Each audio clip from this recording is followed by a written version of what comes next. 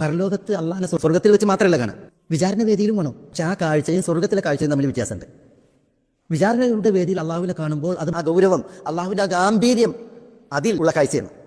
പക്ഷെ സ്വർഗത്തിലെത്തിയിട്ടുണ്ടെങ്കിൽ അത് ലദ്ദത്തിന്റെ കാഴ്ചയാണ്, സുഖത്തിന്റെയും ആസ്വാദനത്തിന്റെയും കാഴ്ചയാണ്. അതുകൊണ്ടാണ് പിന്നെ ഹദീസിൽ കാണാം, സ്വർഗവാസികൾ സ്വർഗത്തിൽ പ്രവേശിച്ചു കഴിഞ്ഞിട്ടുണ്ട് എങ്കിൽ പിന്നെ അള്ളാഹു സുബ്ഹാനഹു വ തആല ചോദിക്കും, നിങ്ങൾക്ക് ഞാൻ വല്ലതും ഏറെ തരണമെന്ന് നിങ്ങൾ ഉദ്ദേശിക്കുന്നുണ്ടോ എന്ന് ചോദിക്കുമെന്നാണ്.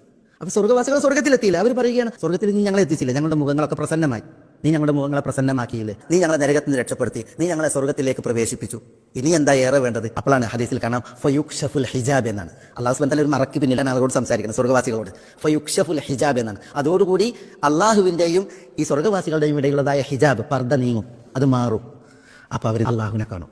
സ്വർഗത്തിൽ അവർ സ്വർഗീയ സുഖങ്ങൾ അവർ ആസ്വദിച്ചു. പക്ഷേ അവർ അള്ളാഹുവെ നോക്കിക്കാണുന്നതിനേക്കാൾ ആസ്വാദികരമായ വിശിഷ്ടമായി ഒന്നും അവർക്ക് നൽകപ്പെട്ടിട്ടേ ഉണ്ടാവില്ല എന്ന്. അങ്ങനെ അവർ ആസ്വാദനത്തിന്റെ നോട്ടം അത് അള്ളാഹുവിൽ നോക്കുന്നു.